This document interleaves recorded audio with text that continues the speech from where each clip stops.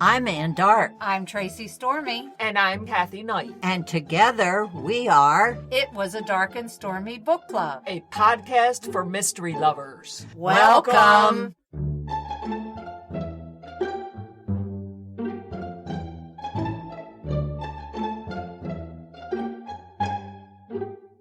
If you enjoy our show, please consider contributing to the Dark and Stormy Patreon. By becoming a patron, you will help us create better and quality content. There are also benefits to becoming a patron, such as exclusive content and Dark and Stormy merchandise. Become a supporter at patreon.com/darkandstormybc. Check our website for the link. We appreciate any and all contributions. Thank you. Hello and welcome to episode 153 of Dark and Stormy Book Club. Last week we had part one of our conversation with Dr. Mark Aldridge from London with his book on Poirot. If you didn't listen last week, be sure and stop now, go back and listen to that one. We are continuing our conversation with Mark. I hope you enjoy.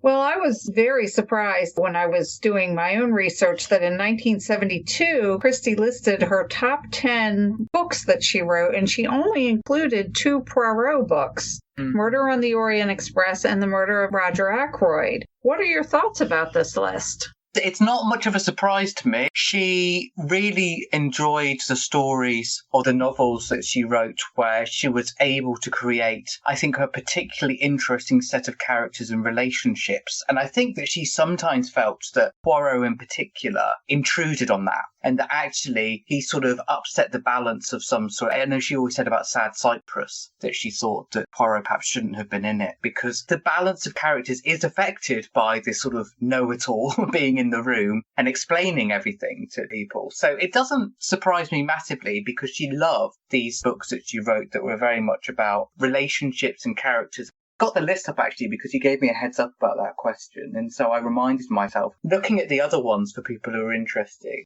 We've got And Then There Were None, which obviously is a masterpiece in its own right. That's my favorite. Yeah, I think for me it's probably her best. Murder of Roger Ackroyd and Murder on the Orient Express, you say, are the 2 Poirots, both of which are, again, fantastic puzzles. They've got very clever solutions to their mysteries. A murder is announced when she describes that, which obviously Miss Marple, she found the characters really interesting, so that works. Towards Zero, again, lots of different people in a one-off thriller mystery type story that got a lot of depth to the characterization, and again, psychology very important, just as with Endless Night, just as with Crooked House, just as with Ordeal by Innocence. They're all very psychological. The 2 that surprised me most are The 13 Problems, which is a set of short stories that are sort of Miss Marple. She's not always very involved. And The Moving Finger, which is a good Miss Marple novel, would not necessarily be one that would occur to me. But she also says that she'd read certainly The Moving Finger quite recently when she wrote that list. I think she really enjoys rereading her stuff. She often seemed to enjoy them more once a couple of decades had passed and she could read them again. So perhaps it just surprised her. Definitely psychology and characterization. That's what she found really interesting. My favorite was The Mirror Crack. Oh, really? Yeah, I love The Mirror Cracked. I love that book.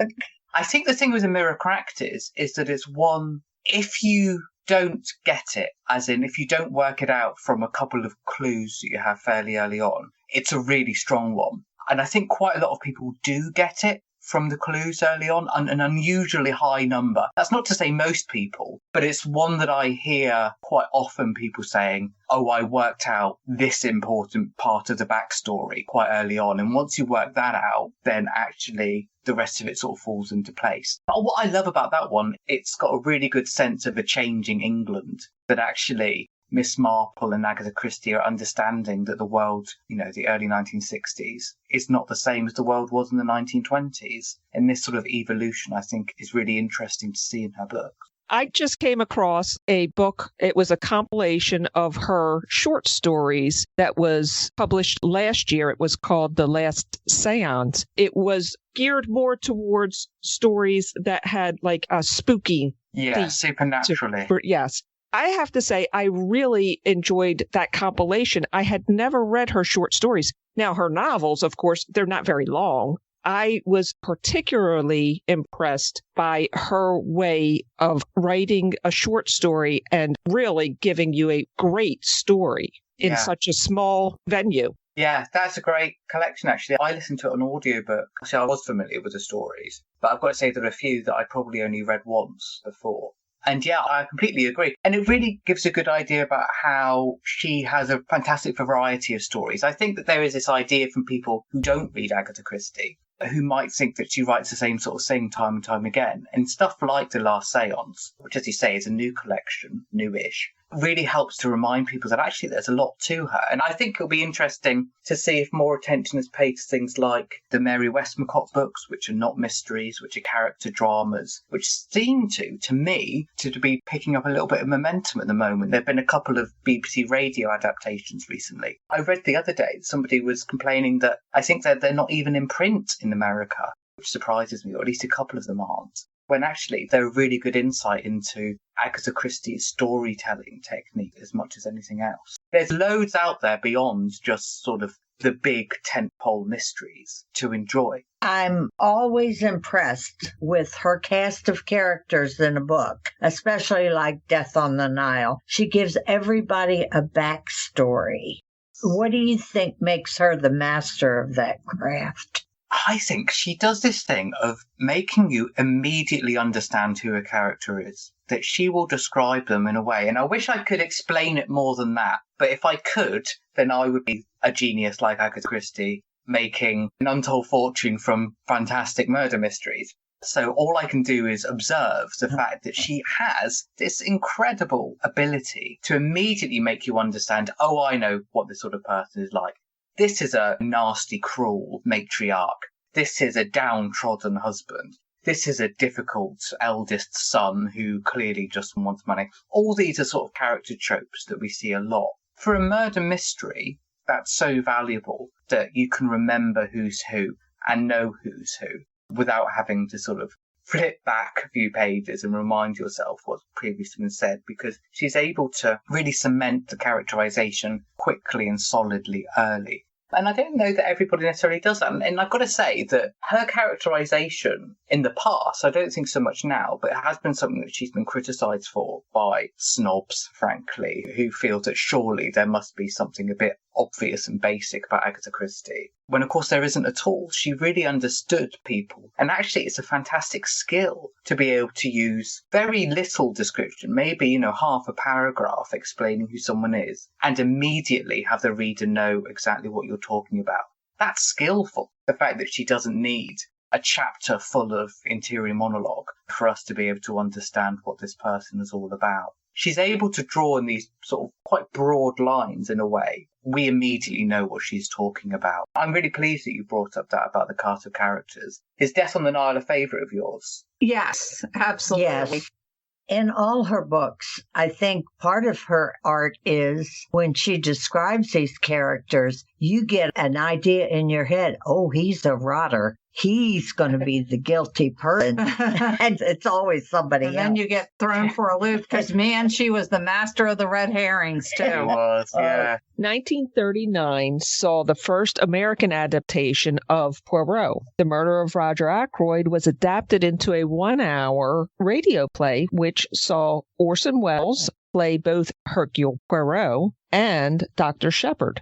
Is there anywhere you can hear this recording? Yes, it's out there. It's not too difficult to find, actually. A quick Google will show you there's at least one version of it up on YouTube, which I think is accompanied by a picture of David Suchet, bizarrely enough. I know that it's downloadable from various old-time radio-type websites. It's actually a really nice adaptation. A lot of those American radio adaptations are, actually. There's a really nice ABC Murders that actually removes Poirot, as far as I can recall, and plays out the whole story in 30 minutes. Actually is really effective. It's not, of course, the same as what the novel is, but it's a really good reinterpretation of it for the radio. Yeah, it's out there, and I would say that big Poirot fans, anyone looking for something a bit new, there's actually quite a lot of these old radio adaptations that you might enjoy, including the BBC did a few in the 50s that have turned up over the last few years. Well worth tracking down and having a listen to. It seems to me that a radio adaptation would be an easier vehicle for actors to portray Poirot because they don't have to look like him. Definitely. And I mean, we can see John Moffat, who played Poirot on the radio for a couple of decades on the BBC, doesn't look a bit like him. And nor does he need to, because other than the occasional publicity photo they will insist on doing, no one really is looking at a photo of John Moffat whilst they're listening to him. But I think that generally literature adapts more easily to radio anyway, because if you're doing film or television, you're going to be looking to provoke visual interest. Agatha Christie works really well for that. It requires a lot of thought and requires you to really think about how you're going to tell the story in a way that works visually, as well as getting the plot out there. Yes, Agatha Christie works particularly well on the radio, actually, and that includes Poirot. But yes, you're right. They don't have to look like Poirot, which makes things easier for everybody, really, doesn't it? Also, just came to me that nobody really cares what Dr. Hastings looks like in the film versions, but it's very important for the actor who's playing Poirot to look like Poirot. Yes, you're right. And Hastings also, he's quite a difficult character in a lot of the short stories and books, but he's pretty humourless. He and Japp are often sort of belittling of Poirot. Obviously, Poirot ends up having the last laugh. But when you sit and watch the David Suchet series and you're used to that sort of relationship between Poirot and Hastings, it could be a bit of a surprise to go back and read the short stories in particular and realise that actually Hastings is quite sort of rude often towards Poirot, and they fall out more than once, actually, and have a bit of an argument about something because Hastings doesn't like somebody to be able to do something better than him. There's a lot of ego at play in the stories. On screen, you want it to be a bit of fun, really. Otherwise, you're not going to tune in to have two people being annoyed with each other every week. That's not television entertainment, is it? They seem to argue about his driving. Yes. That's okay. We can get away with that. Well, before we get to what you're working on now, I did think of another question. Death on the Nile, from what I'm reading, she originally was thinking that would be a Miss Marple book, but then she realized that Miss Marple doesn't travel that often.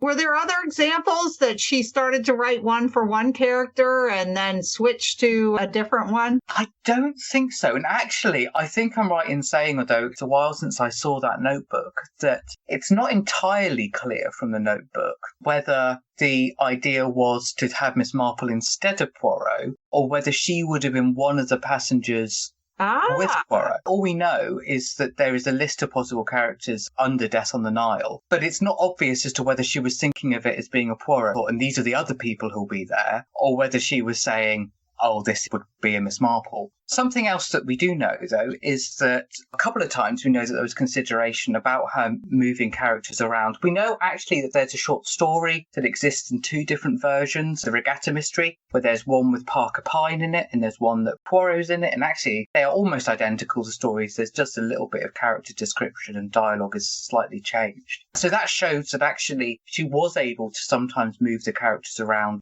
As far as we know, what seems to have happened, it had more value when being sold to some publications if it was a Poirot story. So she seems to have substituted Parker Pyne for Poirot in some versions. But also we know that magazines, which were a very valuable source of income for her, she sometimes had to listen to what they wanted, and that included sometimes changing characters around, including Taken at the Flood, which actually some magazines said, we might take this, but only if you remove Poirot, because even though Poirot we would think of as being massively popular, and he was, they actually felt that their readers were tiring of what they called these stock detectives, of detectives who are turning up to solve these cases. That actually it might have more value without him in it. So sometimes there are stories where she would try it around with different people. But on the whole, she seems to have worked in a way of thinking, this is a Miss Marple or this is a Poirot. No, I think Mrs. McGinty's Dead is a Poirot that feels quite like a Miss Marple, for example. I also think it's a bit of a surprise to have a Caribbean mystery and have Miss Marple stray quite so far from St. Mary Mead. It works, it's perfectly believable, but it's quite unlike what we see of her elsewhere, I think, in some ways. She seems to relax sometimes about what characters she uses, and then sometimes have a very strong idea who it should be. Interesting.